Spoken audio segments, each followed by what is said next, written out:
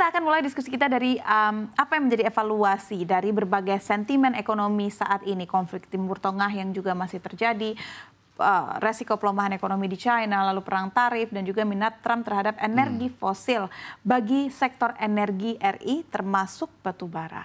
Iya, kita melihat memang dengan situasi global yang tidak menentu, Mbak ya. Jadi memang setiap negara atau kawasan punya kebijakan yang tentunya makin inward looking ya. Dan tentunya juga mempengaruhi tata niaga ya, khususnya juga di bidang energi. Nah, khususnya memang mengenai produk batubara, kita memang kan selama ini sebagai salah satu negara eksportir ya. Dengan dengan melemahnya permintaan global ini memang juga menjadi salah satu tantangan ya bagi industri batubara untuk pertama juga mendevelop produknya untuk dengan dihilirisasi. Nah di sisi lain juga tentunya dengan kita membuka market yang lain ya, yang artinya kan selama ini batubara kita memang banyaknya ke China ya, tapi kalau kita lihat banyak potensi negara-negara lain yang memang sedang berkembang yang membutuhkan batubara kita. Di satu sisi memang dengan adanya kebijakan Trump yang lebih pada energi fosil. Ya energi fosil ini ya di sisi persepsi ya ini artinya tidak ada strict. Ya, kalau kemarin kan cenderung ada restriction ya, artinya untuk negara-negara yang sedang development juga sangat berhati-hati ya. Tapi kalau sekarang dengan adanya polisi seperti itu sebenarnya peluang untuk market baru itu juga terbuka cukup lebar juga ya. Tapi memang ini juga ya kita wait and see ya, karena memang tentunya setiap market baru ini kan ada beberapa tantangan ya.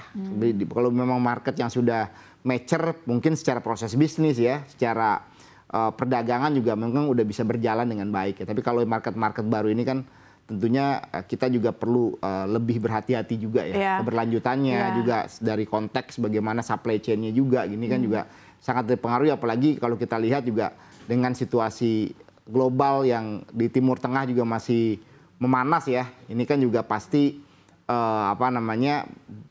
ya berpengaruh juga dengan logistik juga berpengaruh gitu. Tapi dengan adanya kecenderungan Donald Trump kepada energi fosil, artinya angka atau permintaan batubara bisa menjadi lebih tinggi, lalu harga jualnya juga bisa kembali tinggi atau bagaimana? Iya, kalau harga jual ini kan memang sangat juga dipengaruhi oleh harga energi ya, harga minyak bumi yang memang kalau memang harga minyak bumi juga naik, ya gas naik, cenderung juga batubara ikut naik. Tapi kalau kita lihat secara proporsional, memang permintaan dari China khususnya ini kan cenderung melemah ya, karena memang juga berhubungan juga dengan tren pertumbuhan ekonominya juga yang relatif tidak begitu agresif lagi ya. Jadi memang tantangan bagi industri batubara kita di dalam negeri yaitu harus pertama diversifikasi produk juga ya. Artinya tadi dengan pemerintah punya program hilirisasi misalnya. Nah ini juga harus kita juga bisa memproses batubara kita untuk punya nilai tambah untuk energi di dalam negeri juga. Nah di sisi lain juga pemerintah juga harus mengatur dengan cermat juga berapa sebenarnya kebutuhan ya. Di dalam RKAB ini kan jangan sampai kita overproduksi juga, nanti kan harganya jadi turun. Nah, makanya kemarin kan juga ada masukan misalnya dari DPR untuk bisa melakukan evaluasi RKAB dikembalikan sebelumnya yang bisa dievaluasi setiap tahun gitu. Ini juga saya rasa juga menjadi hal yang sangat baik juga karena kan harus ada fleksibilitas ya. Jangan sampai demand-nya low tiba-tiba kita oversupply. Nah, ini kan juga nggak baik. Harus ada yang karena kan juga pemerintah harus menjaga juga income juga ya kepada pajak, PNBP juga harus dijaga. Gitu. Dan apakah Anda melihat bahwa batubara ini masih bisa kita andalkan sebagai salah satu komoditas ekspor andalan di beberapa tahun ke depan di tengah banyaknya sekarang sumber energi ataupun kebutuhan energi yang lebih cenderung murah dibandingkan dengan batubara?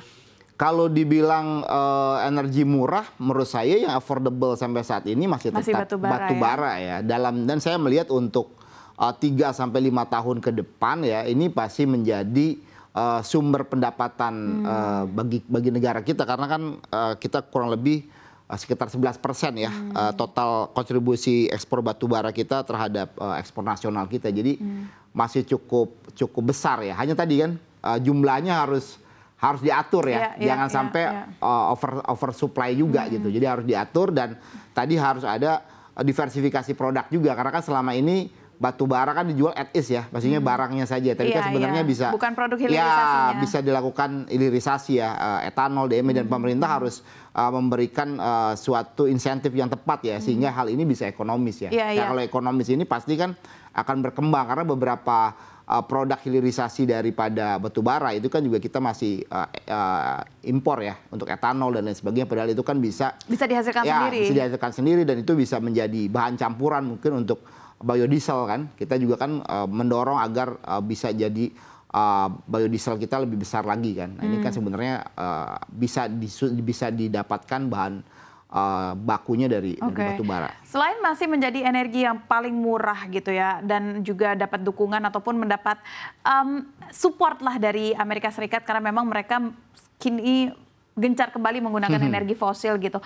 Tapi bagaimana akhirnya prospek dari komoditas batu bara di tengah rencana beberapa negara yang ingin menerapkan ataupun mewujudkan net zero emission gitu. Walaupun Amerika Serikat sangat dominan dengan energi fosil ya, tapi kan kita memiliki kita memiliki Europe yang juga target pasar kita, namun mereka lebih cenderung ke net zero emission, green energy dan sebagainya.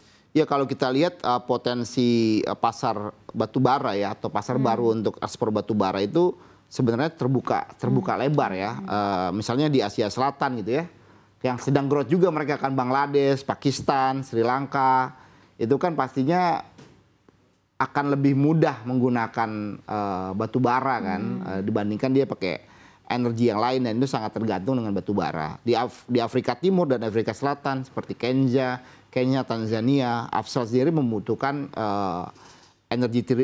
energi thermal ya untuk industri awal. Jadi saya rasa banyak market yang baru. Hanya saja kan untuk masuk ke market yang baru ini kan pasti ada handicap awal ya, yang perlu kita cunkan gitu loh. Jadi menurut saya ya prospeknya masih cukup besar. Hanya tinggal tadi kita atur sedemikian rupa sehingga demand-nya ini bisa sesuai dengan supply yang kita jangan juga ugal-ugalan gitu loh. Kita terlalu besar, di sisi lain juga kita juga harus membangun industri hilirisasinya di dalam negeri, sehingga benar-benar seperti batu bara yang sifatnya mungkin low rank ya. Nah, ini bisa kita optimalkan di dalam negeri gitu. Jadi makanya saya lihat ini pemerintah di tahun ini saya rasa punya challenge yang besar untuk memberikan suatu insentif sehingga ada industri hilirisasi yang benar-benar berjalan gitu. Oke.